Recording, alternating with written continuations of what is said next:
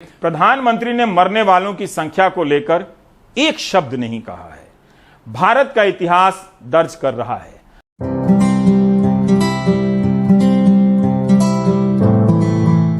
आपने चंद हफ्ते पहले देखा था कि क्या हिंदू क्या मुसलमान सब एक दूसरे की मदद में लगे थे और सरकार नदारद थी। इस सांप्रदायिकता से आपको क्या मिला? क्या अपनों की जान बचा पाए आप? अक्सर आपने देखा होगा कि क्लासरूम में जो छात्र होमवर्क कर नहीं जाता है वो इसी जुगाड़ में रहता है कि मास्टर की नजर उस पर ना पड़े और जल्दी कक्षा खत्म होने की घंटी बज जाए। लगता है सरकार की भी यही हालत हो गई है। गोदी मीडिया कोशिश तो कर रहा है कि डिबेट का कोई ऐसा टॉपिक मिल जाए कि नया हंगामा खड़ा हो, जनता उसमें उलझ जाए, मगर हो नहीं पा रहा है। मैं रोज ये बात इसलिए बताता हूँ ताकि आपको सनद रहे कि इन दिनों व्हाट्सएप यूनिवर्सिटी में फिर से मुसलमान विरोधी मैसेज की भरमार हो रही है। आईटी सेल का काम है आपको सांप्रदायिकताओं में लाने की कोशिश हो रही है। नफरत करने के लिए तर्क और तर्क करने के लिए नफरत का सहारा अब मत लीजिए। आपने चंद हफ्ते पहले देखा था कि क्या हिंदू क्या मुसलमान सब एक दूसरे की मदद में लगे थे और सरकार नदारद थी। इस सांप्रदायिकता से आपको क्या मिला? क्या अपनों की जान बचा पाए आप? अस्पताल में ऑक्सीजन बंद हो गया, जब लोग मरने लगे तो आप उन्हें बचा पाए, सिलेंडर दिला पाए, वेंटिलेटर दिला पाए, अस्पताल मिला। हर परिवार में या उनकी रिश्तेदारी में लोग मरे। आप तो यह भी नहीं जान पा रहे हैं कि कोविड से कितने लोग मरे हैं। दोस्तों जागो, सुख में केवल झूठ है। झूठ के इतने पहरेदार और चौकीदार हैं कि हर झूठ सर पर नाच रहा है। आज के किसी झूठ को कोई तकलीफ नहीं, हर झूठ का ख्याल रखा जा रहा है। मुफ्त राशन दिया जा रहा है। सारे झूठ मिलकर मैं ही चौकीदार का गीत गा रहे हैं। सच के सारे रास्ते बंद, मामूली तर्कों के लिए कोई रास्ता नहीं मिल रहा। भारत में झूठ की ऐसी अविरल अय्याशी अकल्पनीय भी है, अभूतपूर्व भी है। अ से मेरे शब्द खत्म हो गए, अब ना और ज से वाक्य बना रहा हूं। पंचतंत्र में आपने सुना होगा, जब नीयत साफ नहीं होती, नीति अस्पष्ट होती है, निरंतर परिश्रम का अभाव होता है, तब नतीजे में जनता को जान गंवानी पड़ती ही है। लाशों को गायब कर उनकी गिनती कम दिखानी ही पड़ती है।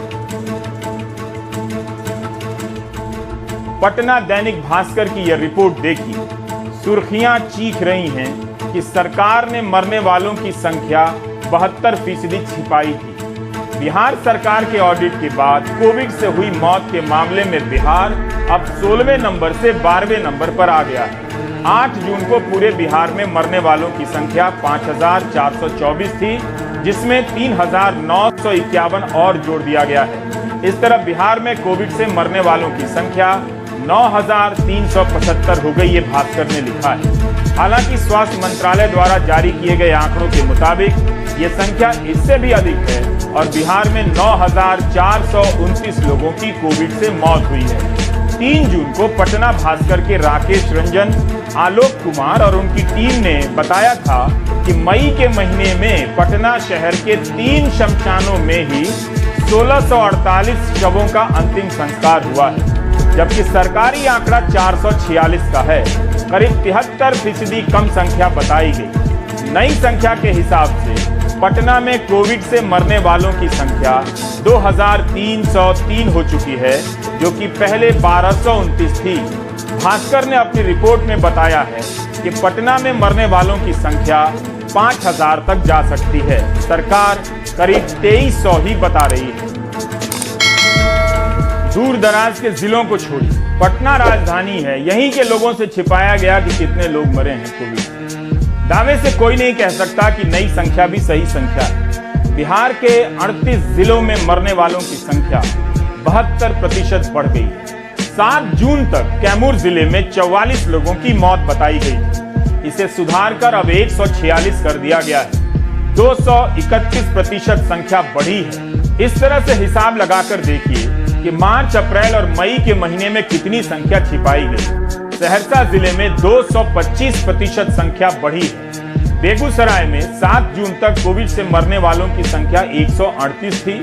8 जून को 454 कर दी गई है। मौत जो सरकारी अस्पतालों में हुआ उसी का आंकड़ा रखा गया, जिसको आइसोलेशन वार्ड में डाल दिया गया या जो निजी वार्डों में अस्पतालों में जिनका इलाज हुआ और वहाँ मर गए, उस सब आंकड़ों को जिला प्रशासन और सरकार कलेक्ट नहीं कर पाई, जिसके कारण आज ये समस्या उत्पन्न हुई है। कहीं न कहीं मुआवजा देना पड़े, वह 4 लाख रुपया, इसलिए सरकार नहीं चाहती थी कि हम कुछ लोगों को ही मुआवजा दे करके खानापूर्ति करें।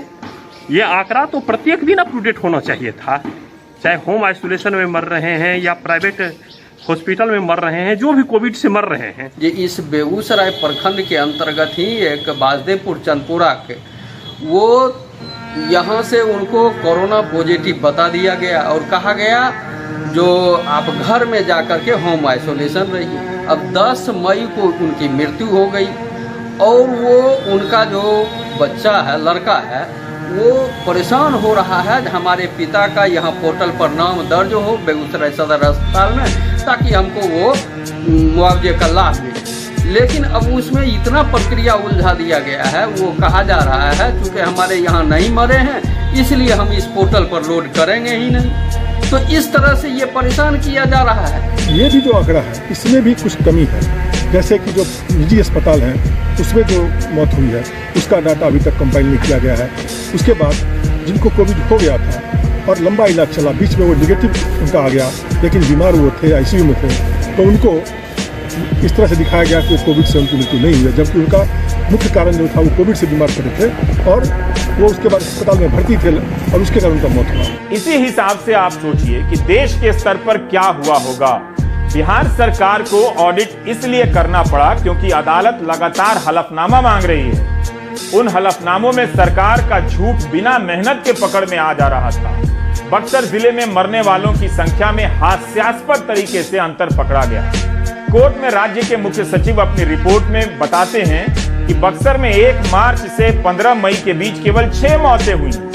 पटना के कमिश्नर अपनी रिपोर्ट में कहते हैं कि 5 से 15 मई के बीच बक्सर के एक शमशान घाट पर 789 लाशें जलाई गईं। इस लेवल के झांसे दिए जा रहे हैं। 17 मई को पटना हाईकोर्ट की टिप्पणी से पता चलता है कि अदालत का धीरज भी जवाब देने लगा था। दोनों हलफनामों में मौतों के अंतर को देखकर चीफ जस्टिस संजय करोल और जस्टिस संजय कुमार की बेंच ने कहा कि जिस तरह से बक्सर में हुई मौतों के 2 अलग अलग आंकड़ों के हलफनामे कोर्ट के सामने दाखिल किए गए हैं, हम हैरान हैं। कोर्ट को सरकार से सही और प्रमाणिक आंकड़ों की उम्मीद है। अगर कोर्ट ने सक्रियता ना दिखाई होती तो आप इतना भी नहीं जान पाते। कोविड से कितने लोग मरे इसकी सही संख्या भारत के लोग नहीं जानते। इससे बड़ा अपमान क्या हो सकता है कि लोग मरे हैं ये आप जानते हैं, मगर कितने लोग मरे हैं इसकी सही संख्या नहीं जानते। गांव-गांव में इसका ऑडिट होना चाहिए, बल्कि गांव के लोगों को टीम बनाकर खुद ही ऑडिट का काम शुरू कर देना चाहिए। इस टीम में हर पक्ष के लोग शामिल किए जाएं, मुखिया को साथ में लिया जाए, घर घर सर्वे हो, फिर एक लिस्ट बने और उस लिस्ट को गांव के बीच में टिन की चादर वाले होर्डिंग पर लिखा जाए। बैनर फ्लैक्स का ना हो, नहीं तो आंधी में फट जाएगा। मरने वालों के नाम और मरने की तारीख लिखी जाए। यह भी लिखा जाए कि मौत अस्पताल के रास्ते में हुई, अस्पताल पहुंचकर बाहर हो गई या अस्पताल में हुई या घर पर हुई। गांव में मरने वालों की कुल संख्या भी लिखी जाए। अगर गांव के लोग ऐसा नहीं करेंगे तो गांव में 2 लोगों को मुआवजा मिलेगा, बाकी लोग कोर्ट कचहरी में जीवन गंवा देंगे और मुआवजे की राजनीति चलती रहेगी। मुआवजा से ज्यादा जरूरी है इस सच को जानना कि कोविड से कितने लोग मरे हैं। लोग जानना चाहते हैं कि अस्पतालों की हालत इतनी खराब क्यों थी, ऑक्सीजन का समय पर इंतजाम क्यों नहीं हुआ, लाखों रुपए क्यों लुटे। सरकारों को पता है कि लोग नाराज हैं। इस नाराजगी को कम करने के लिए भी मुआवजा आ रहा है, वो भी केवल 4 लाख का। 350-400 करोड़ मुआवजा बांटने की तैयारी हो रही है। कायदे से यह राशि किसी के लिए भी 10 लाख से कम नहीं होनी चाहिए। लेकिन क्या हम तब भी जान पाएंगे कि भारत में कितने लोग कोविड से मरे हैं? जिनकी मौत कोविड से हुई है और अस्पताल ने कोविड नहीं लिखा है, उनका क्या होगा? यह भी सुनने में आया कि एक जिले का मरीज दूसरे जिले के अस्पताल में मरा तो उसे दोनों जगहों पर नहीं गिना गया। ऐसे कितने मरीज होंगे, इसकी भी अलग से ऑडिट होनी चाहिए। पेरू जैसे देश ने जनता के सवाल करने पर मरने वालों की संख्या की जांच कराई और संख्या डबल कर दी गई। भारत में कांग्रेस शासित राज्यों ने भी ऐलान तो किया है, लेकिन देखना होगा कि वे कितनी ईमानदारी से आंकड़ा सामने रखते हैं और कब तक रखते हैं, कितनी पारदर्शिता से रखते हैं। 11 जून की अपनी रिपोर्ट में दैनिक भास्कर के चेतन पुरोहित ने अहमदाबाद सिविल अस्पताल का रिकॉर्ड खंगालकर पोल खोल दी है। चेतन ने 10 अप्रैल से 9 मई के बीच मरने वालों का डेटा लिया है, उनका अध्ययन किया है और देखा है कि अहमदाबाद के सिविल कोविड अस्पताल में 3,416 मौतें हुई हैं, जबकि इस दौरान सरकारी संख्या केवल 698 बताई गई है और पूरे गुजरात में 3,578। सोचिए किस लेवल पर मरने वालों का डेटा छिपाया गया है। एक अस्पताल में 30 दिनों में 3,416 लोगों की मौत हुई है और पूरे राज्य का जो डेटा है वो इसके बराबर है। क्या यह डरावना नहीं है? हमारी आंखों के सामने नदियों में लाशें बहती मिली हैं। सरकार के झूठ को उजागर करने के लिए लाशों को ही बाहर आना पड़ा, लेकिन परंपरा के नाम पर बातों में उलझाकर सरकार बच निकली। संख्या पर पर्दा डाल दिया गया है। उन 2.5 महीनों के सच से पर्दा उठाने के लिए रिपोर्टरों को बहती लाशों को गिनना पड़ा, तो शमशान में जाकर जलते शवों को गिनना पड़ा, लेकिन सरकार टस से मस नहीं हुई है। आप खुद से पूछें, क्या आप मरने वालों की संख्या को लेकर सरकारी आंकड़ों पर यकीन करते हैं? उस आंकड़े पर यकीन करते हैं जिसे सरकार हर दिन गंभीरता से जारी करती है। बिहार ने मरने वालों की संख्या बढ़ाकर 9,000 से अधिक कर दी।